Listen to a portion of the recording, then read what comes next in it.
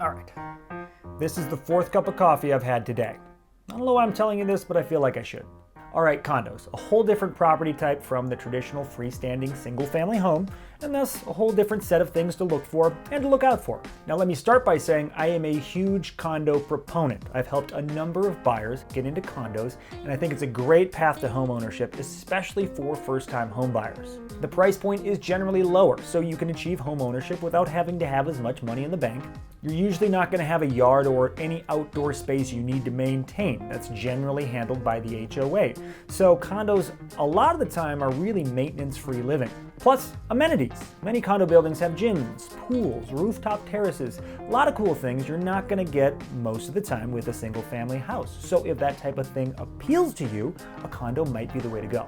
But there are also some red flags you're gonna wanna look out for when you are in the market for a condo. Here are my top 4.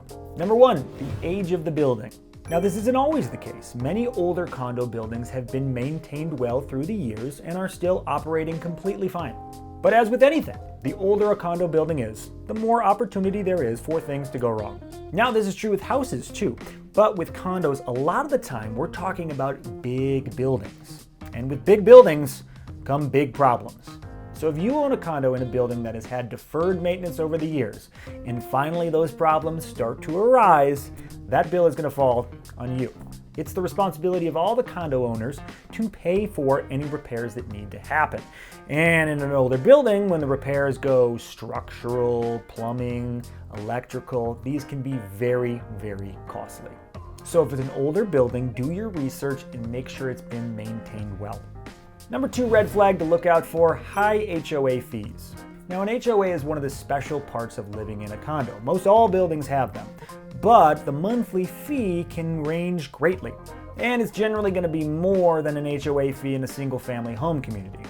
In a suburban house subdivision, your monthly HOA fee might be $50, $100, maybe $200 if you have crazy good community amenities. In a condo, $200 is on the cheap side. In central Denver, it's more common for the HOA fees to be around $400, even up to $500 for particular buildings. And actually, I've seen them go all the way over $1,000. Not typical, but still, it happens. If you're looking at condos, an HOA is just going to be a fact of life. But what I always say is, if you're paying a $400, $500 HOA monthly fee, just make sure you're getting something for it. I know it sounds like a ton of money to tack on to your monthly mortgage payment, but think about it. If you're paying $400 a month, but you're also getting maintenance, sewer, water, cable, internet, pool, and a workout facility, that's really not that bad. But if you're paying that much and just getting snow removal, you may want to look elsewhere. Number 3, when you are in the market for a condo and you're considering making an offer, make sure you're looking out for any pending special assessments. Now, a special assessment goes back to what I talked about in number 1. It's basically a way to raise money to fix a major issue or to raise the amount of capital reserves if they've been depleted. And who gets to pay for these assessments? That is right, you, the condo owner. And if there's a pending special assessment as you're in the process of buying a condo, you may get the opportunity to chip in as soon as you take ownership. It's a fun little housewarming surprise. The good news is this information needs to be disclosed in the buying process. So make sure your realtor knows if there are any pending special assessments and how much they're going to cost you if there are. And the 4th red flag to look out for, this one's simple, inadequate parking. Often condo buildings are located in denser urban areas where parking in general is tougher. But the good news is that many condo units have dedicated parking spaces that go with the sale. In the best cases, you may get a couple garage spaces, which is great. Always a place to park. Stay out of the elements. This is another thing that your HOA fees generally cover. But many times condo units won't come with any parking at all. And if that's the case, make sure you have a backup plan before you buy the place.